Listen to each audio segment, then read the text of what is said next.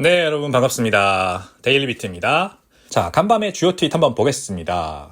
피에르 로샤드, 비트디어라고 하는 이제 그 비트코인 채굴 기업에 근무하시는 분이죠.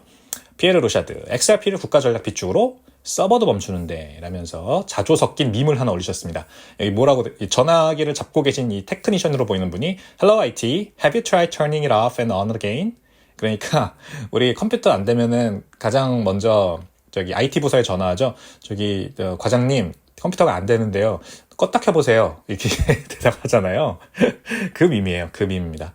XRP가 멈췄어요. XRP 레저가 수시간 동안 서버가 다운되는 일이 있었습니다. 그래서 블록이 생성이 안 됐어요. 그래서 이 피에르 로샤드가 이걸 비판을 한 건데요. 중앙화된 원장 소프트웨어도 제대로 운영 못하면서 국가 전략 비축 자산으로 XRP를 넣자고 한다니 말도 안 된다. 이거는 비트코인과는 좀 다른 문제입니다. 비트코인은 탈중앙화된 노드가 운영하는 네트워크이기 때문에 블록 생성 시간이 일정하지 않은 게 당연한 거거든요. 1시간에 한 번 나올 때도 있고 뭐 1분에 한 번 블록이 생성될 때도 있고, 근데 시계열을 쭉 늘려보면 10분으로 수렴되는 거죠, 평균적으로. 그래서 4년에 한 번씩 반감기가 오는 겁니다. 그게 참 이 비트코인의 위대한 점이죠. 불규칙하지만 불규칙해야만 하죠. 이 노드라는 게 탈중앙화된 주체이기 때문에 누가 이렇게 주도적으로 잡아 돌릴 수가 없어요. 야, 빨리 이거 승인해, 이거 트랜잭션 빨리 승인해, 이럴 수가 없는 겁니다. 그냥 자발적인 의사에 의해서, 채굴자의 자발적인 의사에 의해서 블록이 생성되는 거고, 그 다음에 노드가 전체 노드에 원점을 공유를 해서 업데이트 치고, 그렇게 비트코인이 4년에 한 번씩 반감기가 오는 거거든요. 근데 이제 리플은 그게 아니잖아요. 리플은 노드가 아주 제한적입니다. 노드 수가. 그래서 사실상 뭐 구글이나 아니면은 메타나 카카오나 네이버 같은 중앙화된 한 회사가 서버를 가지고, 데이터 센터에다 서버를 가지고 데이터 처리하는 거랑 똑같아요. 근데 여기 서버 다운이 된다는 건 아주 치명적인 문제죠. 우리 카카오톡이 몇 시간 동안 먹통이 된다고 생각해보세요. 얼마나 이 비난 여론이 거세지겠습니까? 안 그래도 요즘 카카오톡에 대한 비난 여론 굉장히 거세죠. 검열한다고. 뭐 진짜인지 아닌지 제가 테스트는 못 해봤지만 한번 해보신 분들이 있으시다면 댓글에 좀 남겨주십시오. 정말 그렇게 검열이 되나? 아무튼 이게 이제 중앙화된 기업들의 치명적인 단점이지 않겠습니까? 근데 이제 이런 네트워크가, 취약점을 가진 네트워크가 미국 국가 전략 비축 자산으로 XRP가 들어가도 되는 거냐. 아직이 아니라 너무 시기상조가 아닌가. 이제 앞으로 XRP의 행보가 더 곤란해질 것으로 보입니다. 이 기술적 결함을 잘 해결하고 이 돌파구를 마련해서 이 위기를 뚫고 나가지 않으면 국가 전략 비축은 좀 어렵지 않을까 생각이 듭니다. 미국 상원은행위원회에서 디뱅킹 실태조사 청문회가 있었습니다. 그래서 여기 이제 사진에 보면 미스터 리드라는 분도 계시고, 상원 의원들이죠, 다. 이 왼쪽에 앉아 계신 분은 엘리자베스 워렌 민주당 상원 의원이시고, 뭐 옆에 미스터 워너라는 분도 계시고, 이렇게 공화당과 민주당의 상원 의원들, 상원은행위원회가 이 미국에 있는 은행들이요, 특정 정치적 성향을 가진 고객들을 차별했다, 이거를 조사하는 청문회를 개최를 한 겁니다.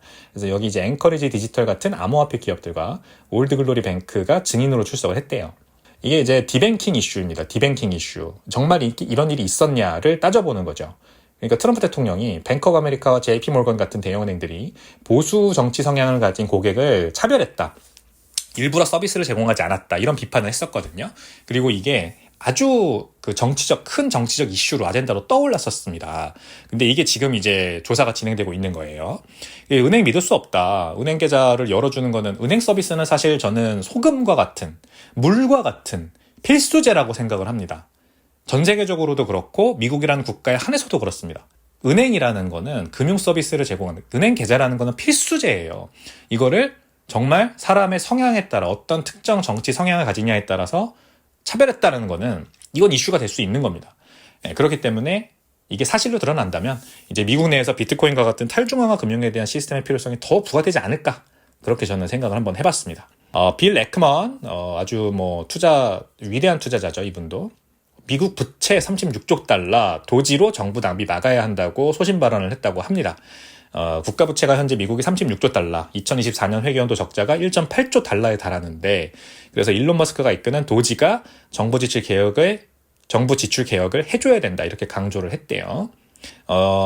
일론 머스크는요, 트위터 CEO로 역임을 하면서 8,000명이던 직원을 1,500명까지 줄인 성공 케이스가 있는 분입니다.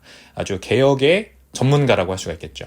그래서 이번 미국 정부의 이 효율부, 도지에 수장이 되고 나서도 미국 정부의 낭비와 비효율을 막는 척결하는 그런 일을 하고 있는데, 이게 결국 저는 법정화폐 때문이라고 봅니다. 저는 이제 비트코이너로서 법정화폐 쪽으로 이걸 해석을 해야 된다고 보는데, 결국 1971년 닉슨 쇼크 이후에, 금태환이 중지된 이후에 무한대로 풀리게 된 달러와 그 달러가 만들어낸 지금 어떤 정부 너무 비대해진 정부 조직이라고 할 수가 있는 거죠. 공무원 수가 200만 명이 넘고, 그 200만 명 중에서 일을 안 하면서 연금을 받고 있는 사람들이 또 태반이고, 그래서 이 중에서 이제 10%를 줄인다는 일단 계획이라고 하는데 벌써 엄청난 지금 도전의 직면에 있죠. 당연하죠. 철밥통이기 때문에 절대 뺏기고 싶지 않을 겁니다. 이분들은 이 철밥통을 지키기 위해서 열심히 노력을 할 텐데, 그래서 지금 아주 그 마찰, 일론 머스크의 도지와 그 다음에 각종 정부 부처들의 수장과 이들을 이제 뒤에서 배킹하는 국회의원들, 미국의 하원 의원들, 상원 의원들의 대립이 점입 가경으로 치닫고 있는 중입니다. 다만 이제 우리 입장에서는 지켜보면 되는 문제죠. 한국에 계신 분이든 미국에 계신 분이든 국민들의 입장에서 말씀드리는 겁니다. 우리에게는 이미 이런 비효율과 거대해진 관료주의와 정부 부채, 그리고 이 신용화폐가 만들어낸 거대한 빚더미가 일으키고 있는 여러 가지 문제에 비트코인이라는 돌파구가 있잖아요. 그래서 비트코인을 가지고 있는 우리들은 계속해서 비트코인을 모아나가면 결국 엑시트 플랜으로 가는 겁니다.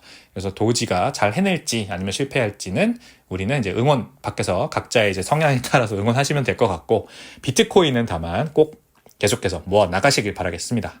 자, 그저께 이제 데이빗 sak스, 암호화폐 위원장이 이 은행위원회 그 공화당 의원들 앞에서 프레스 컨퍼런스를 가졌죠. 근데 여기에서 이제 비트코인 준비금 질문을 야후 파이낸스 기자가 했는데, 데이빗 sak스가 그래서 이제 연단으로 돌아와서 그거에 대해서 짧게 답변을 했었어요. 요거 가지고 이제 지금 신문 기상에서는 이게 비트코인 하락의 원인이다, 너무 짧게 얘기했다, 별로 기대를 많이 했는데 별로 유의미한 어떤 발언이 없었다, 이런 뉴스가 나오면서 이제 비트코인 떨어졌다라고 하는데, 저는 사실 그렇게 보진 않고요. 그냥 비트코인 가격이 떨어진 거는 그냥 글쎄요, 트럼프발 무역 관세에 대한 걱정, 불확실성의 증가, 이런 것 때문에 이제 단기적인 어떤 수요가 조금 빠지는 중이다, 그 비트코인에 대한 아예 관심도가 지금 약간 떨어지는 중이다, 그냥 이렇게 저는 해석을 합니다. 근데 장기 투자자들은 계속해서 보유량을 늘리고 있고, 이런 거를 보면은 아직까지는 비트코인이 완전히 식진 않은 거고, 그래서 너무 확대 해석할 필요 없다 보거든요. 저는 이 데이빗 sak스의 발언도 굉장히 좋다고 생각을 했는데 참 왜 그렇게 해석을 하시는지 모르겠습니다.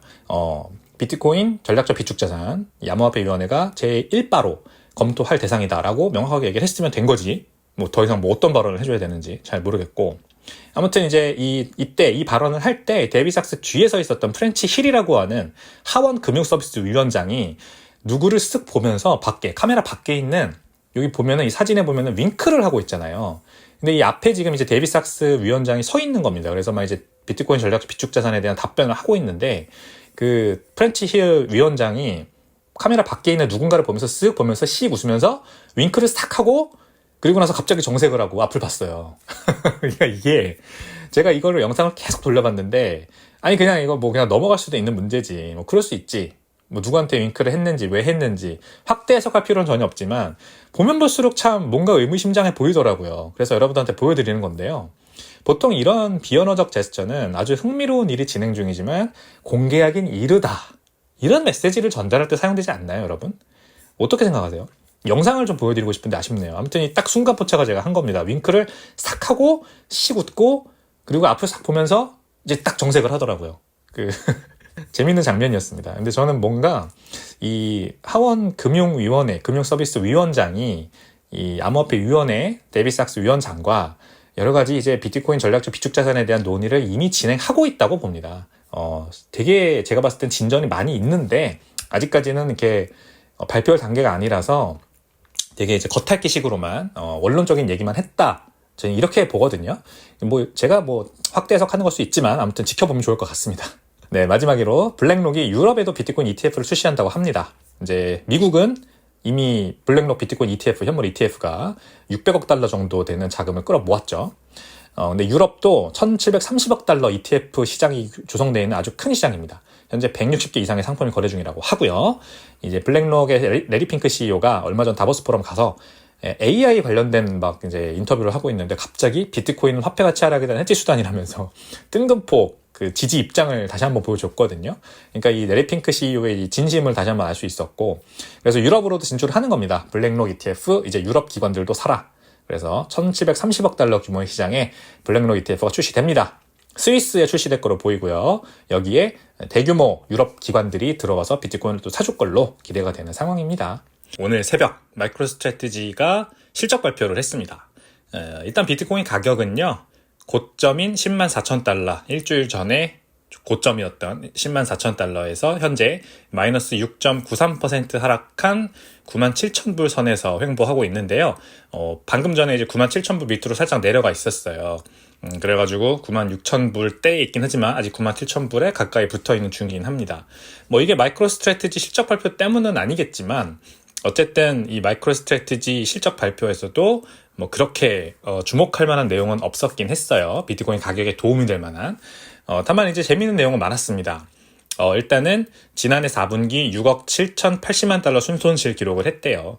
그래서 주당 3.03달러의 손실을 기록했습니다. 손실입니다.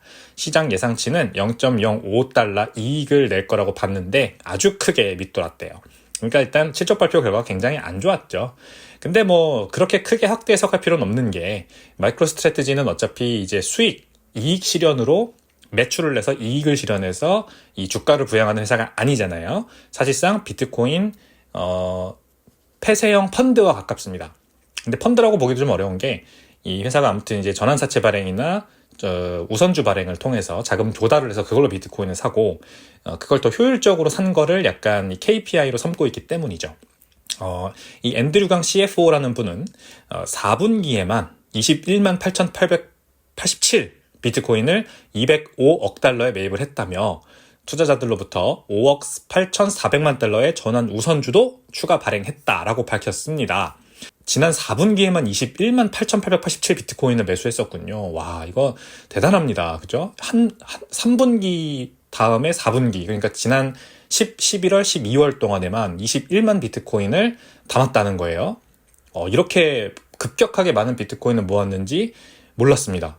물론 알았겠지만 제가 그때 계속해서 뉴스를 봤기 때문에 이번에는 뭐 2만 개 샀네, 이번에는 뭐 또 15,000개 샀네 이러면서 계속해서 뉴스를 접했지만 생각해보니까 마이크로스트래티지가 진짜 4분기 동안 이 연말에 일주일에 한 번씩 비트코인 매입을 발표를 했었잖아요. 그래서 매달 계속 비트코인 매입 뉴스를 내면서 항상 신문지상에 등장을 했던 기억이 납니다. 근데 그게 무려 21만 8,887 비트코인이나 됐었군요. 와, 대단합니다. 엄청난 신뢰, 믿음이 보여지는 부분입니다. 자, 현재 마이크로스트래티지의 CEO인 퐁러 씨는요, 3년간 420억 달러 규모의 자금 조달하는 계획 있죠? 2일 플랜 420억 달러 규모 자금 조달한다는 거. 여기에 절반인 200억 달러를 이미 조기 달성했다고 설명을 했답니다. 이게 그러니까 올해부터 시작해서 3년간 420억 달러를 모으겠다는 계획이거든요. 근데 이거를 벌써 200억 달러나 채웠대요. 아직 1년도 채 안 지났는데 대단하지 않습니까? 엄청난 조기 달성 성과입니다. 그러니까 회사의 실적 발표 결과는 실망스럽지만 지금 보여지고 있는 비트코인 이 BTC 일드라고 하는 그 KPI로 측정되는 이런 비트코인 매입 전략이 아주 잘 돌아가고 있는 중이다. 요거는 우리가 양쪽에 놓고 같이 비교를 해보면 좋을 것 같습니다. 또 특이한 게 이때 마이크로스트래티지가 사명을 스트래티지로 변경한다고 발표를 했어요. 마이크로 스트래티지가 아닙니다. 이제 스트래티지입니다. 그리고 비트코인을 상징하는 B 있죠? 그 알파벳 B 대문자에다가 이렇게 중간에다가 세로 줄 2개 꺼놓은 거, 그 B를 새 회사의 로고로 채택을 했다고 합니다. 참 재밌습니다. 그리고 근데 주가는 정규장에서 3.3% 하락한 뒤에요. 시간의 거래에서 또 1% 더 떨어졌대요. 그래서 현재 335달러 기록하고 있습니다. 한편 캐나다 투자회사인 엑셀러레이트의 클리모코 CEO는 마이크로스트래티지의 고평가를 정당화하려는 시도가 지나치다며 폐쇄형 펀드에 프리미엄을 주고 매수하는 것은 이해하기 어렵다라고 일반적으로 이제 펀드 매니저분들이 많이 얘기하시는 그런 이제 밸류에이션 걱정, 우려, 너무 고평가됐다 이런 우려를 표했다고 합니다. 요거에 대해서는 뭐 저도 글쎄요, 저는 반반인 것 같습니다. 맞는 말이기도 하지만 그렇게까지 설득력이 있지도 않다. 그렇습니다. 마이크로스트래티지의 이번 4분기, 지난 4분기 실적 발표 결과는 이렇게 정리해드리도록 하겠고요. 뉴욕 증시는 딥시크 위협과 트럼프 관세에도 상승을 했습니다. 뉴욕 증시 중국발 AI 딥시크 위협 때문에 이제 엔비디아 주가 폭락하고 미국산 이 AI 서비스 기업들, AI 반도체 기업들 모두 좀 좋지 않은데 그럼에도 불구하고 S&P 500 지수 0.7% 상승하면서 역대 최고치의 1.3%만 못 미치는 수준에서 마무리됐다고 합니다. 어쨌든 10년물 국채 금리도 계속해서 내려가고 있고 그 다음에 알파벳과 AMD 실적 발표 앞두고 있고 여러 가지 이제 주요 뉴스들이 아직 주식시장에 많이 남아 있는데 시장의 주식시장의 회복력 다시 한번 이제 이번 주 지나면서 시험대에 오를 것으로 보입니다. 많이 올랐습니다. 지수는. 자, 국채 금리 베센트 스콧 베센트 재무장관이요. 10년물 금리가 핵심이다. 연준 금리 변화 안 하겠다. 이렇게 발표를 했습니다. 수요일에 이 신임 재무장관인 베센트가 어떤 이 재무부의 국채 발행 계획을 내놓을 것이냐가 이제 초미의 관심사였죠. 정리를 해드리면 대통령과 나는 10년물 국채 금리에 주목을 하고 있으며 연준의 금리 인하를 요구하지 않을 것이라고 말했습니다. 그러니까 시장 금리를 재무부의 국채 발행 능력을 통해서 조정하겠다라는 거고, 그 다음에 물가를 잡아서 해결하겠다는 거죠.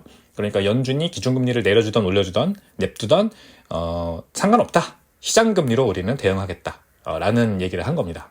이제 이 스콧 베센트 장관의 계획이 아베 신조 예전 일본 총리의 그 333 세계의 화살 계획을 본따. 333 정책이잖아요.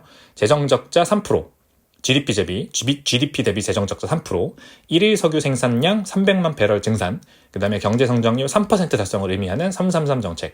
요거를 통해서 물가를 잡겠다. 즉 에너지 공급을 늘려 물가 잡고 휘발유와 난방유 가격을 낮추면 소비자들이 미래에 대한 낙관은 높아질 거다. 이렇게 앞으로 청사진 이 미국 재무부가 어떻게 물가를 낮춘 거냐, 트럼프 행정부가 어떻게 물가를 낮추고 시장 금리를 내릴 거냐를 강조를 했다고 합니다. 다만 이제 10년 국채 금리는요 2025년 들어서 최저치 4.425%까지 떨어졌습니다. 4.5% 선을 깨고 내려왔습니다. 서비스업 지표가 굉장히 부진했다고 합니다. 달러는요 무역협상 기대의 일주일 내 최저치까지 내려왔습니다. 장기적인 약세는 제한적이지 않을까 이런 전망이 나왔습니다. 현재 이제 달러 지수가 108선을 깨고 내려가서 107.373 전일 대비 0.5% 하락을 했고요. 중국이 이제 트럼프의 10% 관세에 비교적 절제된 대응을 보이면서 협상 가능성이 높아진 점, 시장이 중국의 보복 관세가 발효되는 2월 10일 전에 합의가 이루어질 것으로 기대하고 있기 때문에 달러에 대한 수요가 조금 줄어들었다. 그래서 달러 지수는 떨어졌다. 이렇게 해석을 했습니다. 미중 합의가 가장 유력한 시나리오지만 시장이 장기 무역 분쟁 위험을 너무 과소평가하는 것 같다며 달러 약세가 지속되기는 어려울 것으로 전망했다고 합니다. 누가? ING의 프란체스코 페솔레 애널리스트라는 분이요. 달러 강세 기조는 계속한다. 그러니까 잠깐 이제 완화되는 모습 보여서 이 무역 관세, 무역 전쟁 이슈가 완화되는 모습 보여서 달러가 조금 이제 가치가 하락하지만 장기적인 강세 전망은 유지한다라고 했다고 합니다. 요게 이제 또 다른 쪽으로 보여지는 게 금값이 또 달러 최고치 온스당 금값이 또 최고치를 돌파를 했어요. 2,871달러입니다, 이제. 전일 대비 0.6% 올라서요. 2,800달러 가뿐히 넘기고 이제 2,871달러에 마감을 했습니다. 이 프라이스 퓨처스 그룹의 필 플린이라는 분은요, 미국의 관세와 보복 관세를 둘러싼 혼란 속에 실물 금 수요가 급증하고 있다며 코맥스 거래소가 대규모 인도 수요를 맞추기 위해서 추가 물량 확보에 나서고 있다라고 전했다고 합니다. 중앙은행, 펀드 매니저, 개인들까지 해서 합심해서 금에 대한 수요가 늘어나고 있는 게 글쎄요. 달러가 정말 약세 전환한 게 맞느냐. 그러니까 안전자산에 대한 수요가 계속해서 있는데 달러가 계속해서 낮아질 거냐라는 쪽으로도 우리가 한번 생각을 해보게 되겠죠. 당연히 비트코인 가격에도 이런 불확실성이 좋은 영향을 미칠 거로 저는 봅니다. 자, 오늘의 밈 보겠습니다. 인간의 삶을 개선한 혁신들은요 이런 공통점들이 있습니다. 불도 이 원시인들이 무서워했죠. 그래서 가까이 가면 안 돼, 이거 영혼을 뺏어가 막 이러면서 꾸짖고 있는, 지팡이를 짚고 꾸짖고 있는 노인분이 보이시고요. 그 다음에 영화를 이제 방영할 수 있었던 영사기 같은 경우에도 이 중절모를 쓴 남성분이 지팡이를 또 가리키면서 막 꾸짖고 있습니다. 이거 여기 이제 영혼이 뺏긴다. 사람의 영혼이 팍 몸에서 나와서 요 영사기로 들어가 버리는 거다. 이러면서 이제 굉장히 미신적인 말을 했었죠. 그리고 비트코인도 마찬가지로 뭐 이 배 나오신 넥타이 매신이 머리 없으신 분이 누군지는 모르겠으나 네, 지팡이를 또 막 가리키면서 꾸짖고 있습니다. 아, 이거 위험해. 범죄에나 악용되는 거야. 이거 그죠. 은행들은 트래킹 할 수도 없어. 세금 탈루 일어날 거야. 막 이런 이제 걱정만 하는 거죠. 그래서 새로운 발명, 혁신, 인간의 삶을 진일보시키는 혁신은요, 항상 초기에 이런 강렬한 반대에 부딪힙니다. 영사기, 비트코인 모두 처음에는 두려움과 비난의 대상이 되고, 그러다가 이제 점차 우리들의 일상생활에 다가오면서 친숙해지고, 이제 주류로 자리 잡는 그런 단계를 따를 거다. 그런 패턴을 따를 거다라는 공통점이 있습니다. 최근에 빌 게이츠나 노벨 경제학상 수상자 유진 파마 같은 사람들이 나와서 비트코인 영원된다. 비트코인 쓸모없다. 이러면서 또 비판을 하고 있죠. 이분들도 저는 똑같다고 봅니다.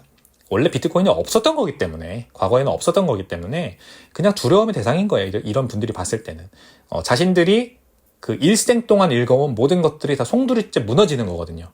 빌 게이츠 같은 경우에는 자기가 믿었던 이런 IT에 대한 어떤 뭐라 그럴까요?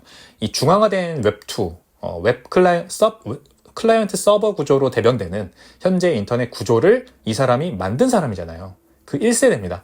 그러니까 비트코인이 보여주는 탈중앙화된 인터넷, 개개인이 노드가 되는 이런 메쉬 네트워크라고 할 수 있죠. 개개인이 노드가 되는 메쉬 네트워크인 비트코인 같은 게 성공하는 게 말이 안 된다고 볼 수 있는 겁니다.